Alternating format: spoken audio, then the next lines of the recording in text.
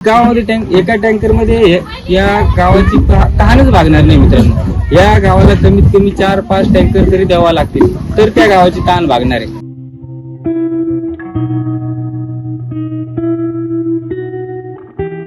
आणि जल जीवन मिशन योजना तुमची काय कामाची हो? एवढी जर पायपीट करायची असेल, आज दुपारचे किती वाजलेत? 1:30 वाजलेत. एवढा भयंकर ऊन आहे. या उन्हामध्ये आम्ही पाय चाललोय.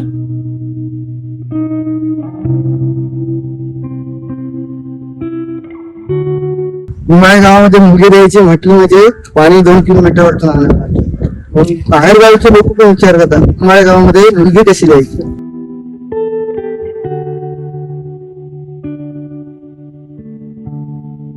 मी टाकी फक्त बांधून ठेवले, बस झालं एवढंच.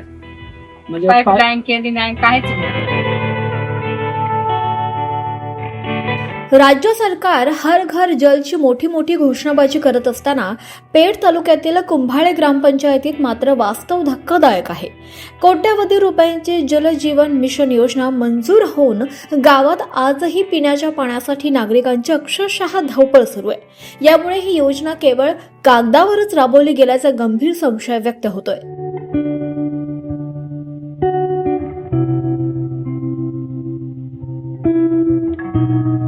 गावातील अनेक वाड्यापाड्यातील महिलांना आणि लहान मुलांना दररोज 1 ते 1.5 किलोमीटर पायपीट करून पाणी आणावं लागतं. हर घर जलचा नारा देणाऱ्या यंत्रणेला या वास्तवाची जाणीव आहे का, असा संतप्त सवाल ग्रामस्थ विचारतायत. ही कुंभाळे गावाची परिस्थिती आहे बघा. इतकी गर्दी झाली तरीही एकाच रस्त्याच्या ह्या बाजूच्याच गावांना माहिती झाल्यामुळे ही गर्दी झालेली आहे. आणि या गर्दीमध्ये जर समजा एखाद्याचा धक्का लागला किंवा काय विहिरीत पडलं तर याला जबाबदार कोण असणार आहे? म्हणजे शासन तर पाणी देत आहे ते टँकरद्वारे, आणि ते टँकरचं पाणी विहिरीत टाकलं जातं. म्हणजे ती महिलांची जी पायपीट आहे ती चालू ठेवायचीच असं शासनाने ठरवून घेतलेलं आहे. यावर लक्ष देतं. आणि हे इतकं मोठं गाव आहे आणि या गावाला एक टँकरमध्ये पाणी होणार आहे का? एक गावामध्ये एका टँकरमध्ये या गावाची तहानच भागणार नाही मित्रांनो. या गावाला कमीत कमी 4-5 टँकर तरी द्यावा लागतील तर त्या गावाची तहान भागणार आहे. आणि ही तहान शासन हातूर मातूर एक टँकर देऊन आणि त्यांचा फक्त त्यांची तहान न भागवता फक्त त्यांच्या घोट फक्त ओळख करायचं काम चालू आहे. ही अशी परिस्थिती मित्रांनो. बघा ही किती गर्दी आहे आणि बिकट परिस्थिती. म्हणजे आता दुपारचे 2:30 वाजले. 2:30 वाजता कोणी पाणी भरतं का मित्रांनो? 2:30 वाजले आणि 2:30 वाजता पाण्यासाठी एवढा संघर्ष चालू आहे. विचार करा किती भीषण परिस्थिती असेल. खूप वाईट परिस्थिती, अतिशय वाईट. गावातील विहिरींची अवस्था बिकट असून वर्षानुवर्ष गाळ काढलेलाच नाहीये. त्यामुळे पाणी साठवण क्षमता आता कमी झाली असून उपलब्ध पाणीही दूषित असल्याचं समोर आलंय.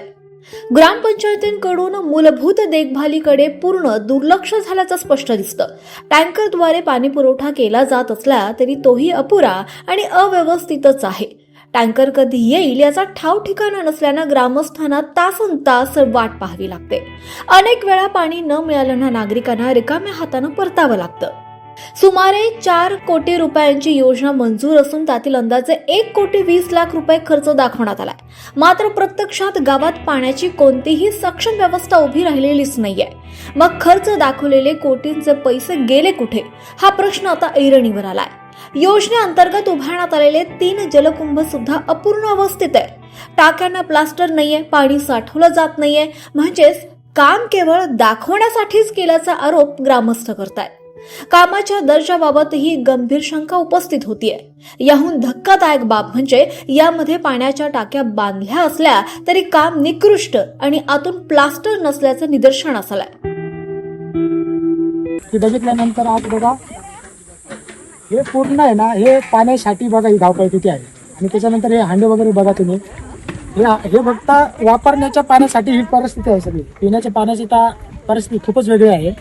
आणि आता जे वरती आहे ना, वरती एक टँकर आलेलं आहे. ते टँकरच्या येण्यामुळं ही गर्दी सगळी राहिली. आता दुपारचे वाजलेत 2:30. या भर उन्हामध्ये हे टँकर आलंय आणि या उन्हामध्ये आता या बायांची धावपळ करते. कशी जीवन मिशन योजना मंजूर असूनही जर पिण्याच्या पाण्यासाठी जर ही पायपीट करावी लागत असेल, हे आता फक्त अर्ध्या रस्त्यात आलोय, अजून अर्धा रस्ता बाकी आहे. एवढा लांब जायचे आहे. अहो तुमची योजना ही फक्त कागदावर लाभवली आहे. आणि जल जीवन मिशन योजना तुमची काय कामाची हो? एवढी जर पायपीट करायची असेल, आज दुपारचे किती वाजलेत? 1:30 वाजलेत. एवढा भयंकर ऊन आहे. या उन्हामध्ये आम्ही पाय चाललोय. आणि हा गाव बघा, इकडं गाव किती लांब आहे तो बघा. हे अर्ध्या रस्त्यात आलोय, अजून अर्ध्या रस्त्यातून बाकी आहे जाणं. ही एवढी परिस्थिती. तुमची योजना फक्त काहीच कामाची नाही. फक्त योजना राबवा तुम्ही. ही पायपीट एवढी जर पायपीट करायची असेल तर योजना काय कामाची? जी पिण्याच्या पाण्यासाठी जी भटकंती करावी लागते, तर ही आता ही जे समोरील जे माणसं दिसत आहेत, सगळे गावकरी दिसत आहेत, आपण चाललोय पिण्याची पाण्याची जी विहीर आहे त्या विहिरीवरती. तर कमीत कमी 1 ते 1.5 किलोमीटर आहे आणि 1 ते 1.5 किलोमीटरचा हा प्रवास ह्या रोडने करावा लागतो. हा बघितलं तर आज अशी एवढी परिस्थिती आहे की पहिल्यांदा सुद्धा पाणी प्यायला ही परिस्थिती आहे.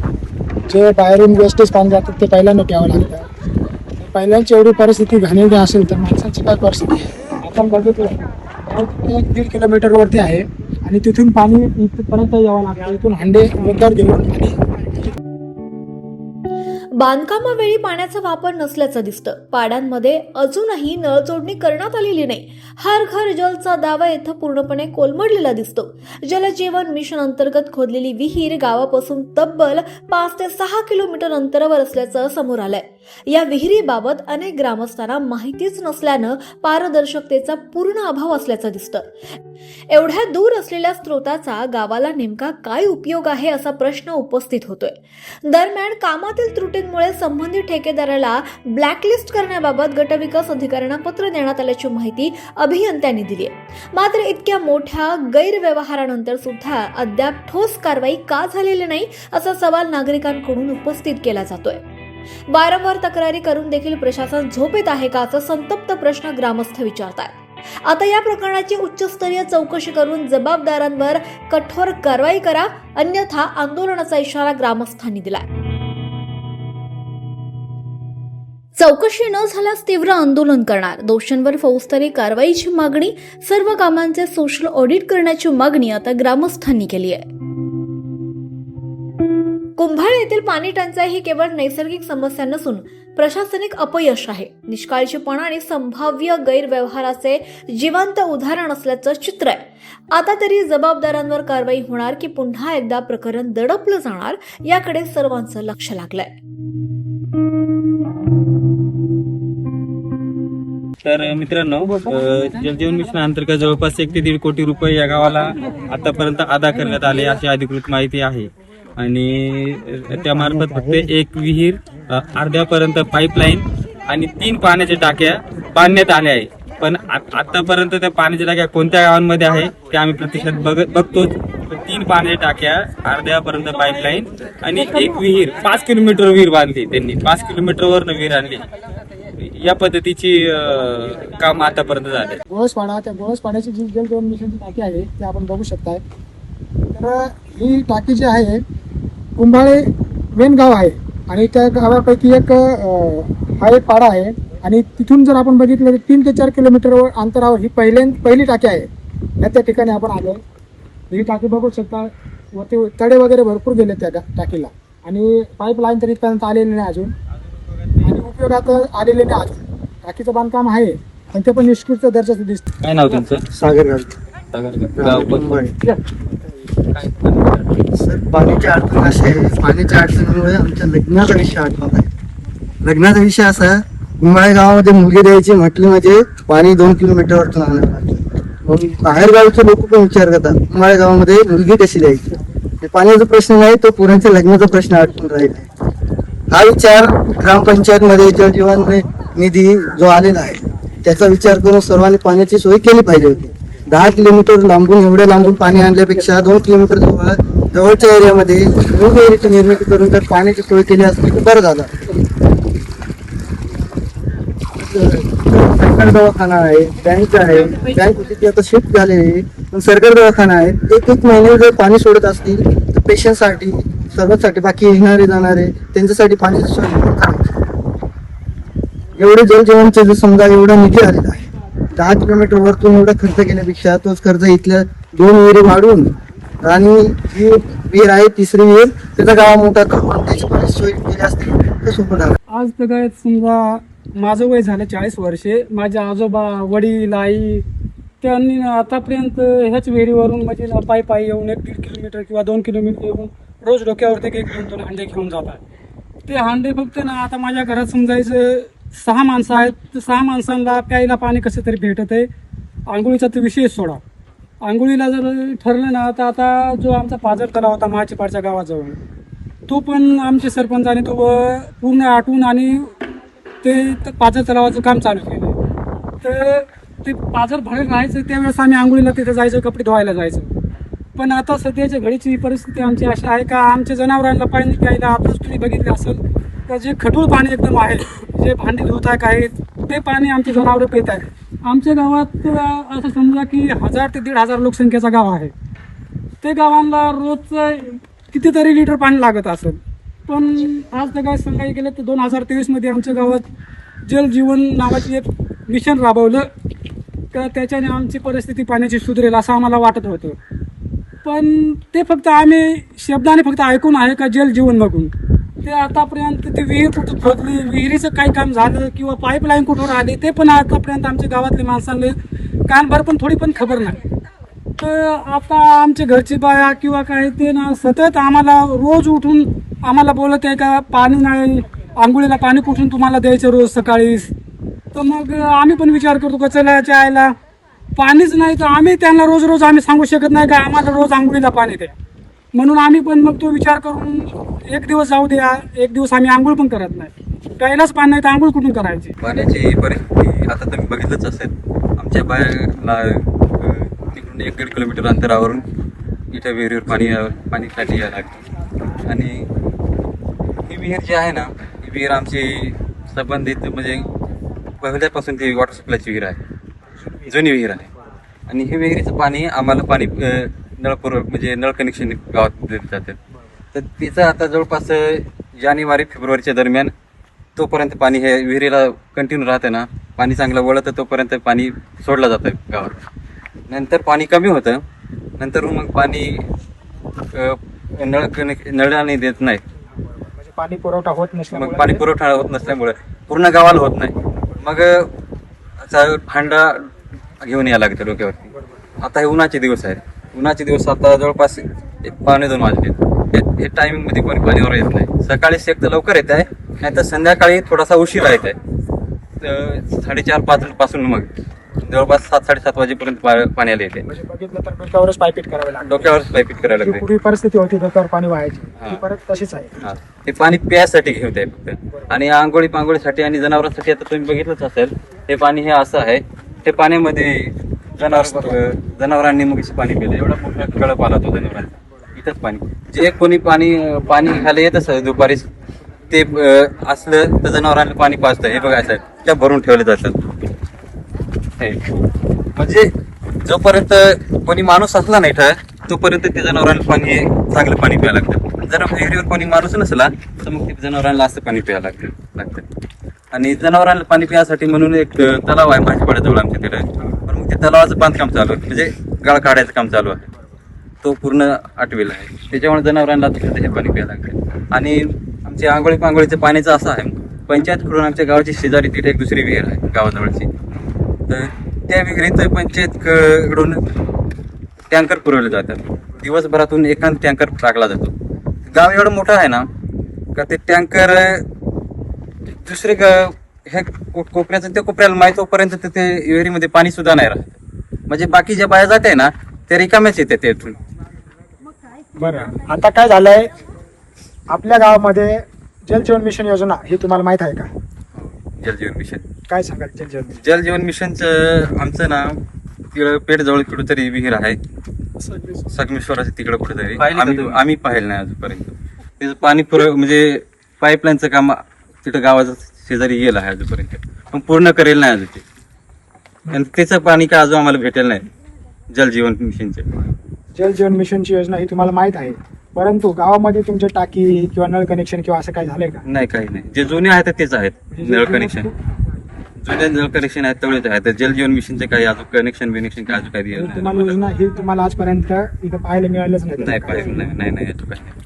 तर बघितल्यानंतर 4.5 कोटीची योजना आहे आणि 4.5 कोटीच्या योजनेबाबतीत त्यांना अजून कुठल्याच काहीच गोष्टीचा माहिती नाही किंवा खाल ते दहाड नाही का दिसत आहे ते हा, हा. खाली नदी हा तिथून आम्ही पाणी आणत हे आता टँकर येतं त्याच्यामुळं पाणी बरोबर. हे विहिरीला पाणी आता म्हणजे जानेवारी महिन्यापासून पाणीच राहत नाही हे विहिरीला आणि पावसाळ्यामध्ये मग पाऊस पाण्यात फक्त हे विहिरीला पाणी राहतं वरून पडतं तेवढं जानेवारी महिन्यापर्यंत आता मग त्या 10 दिवसात तिथून पाणी आम्ही आणत हे टाकी फक्त बांधून ठेवले बस झालं एवढंच म्हणजे पाईपलाईन केली नाही काहीच नाही काहीच नाही काहीच नाही म्हणजे हे पाणी पण नाही आणत हे टाकी बांधकामही नाही चांगला मधून प्लास्टर नाही केले फक्त वरती बांध. हा पाणी निघून जाईल काय गावाचं नाव काय आहे? बेरापाडा काय पाण्याची काय परिस्थिती आहे? पाण्याची काय दुष्काळच आमच्या गावात पाण्याचा.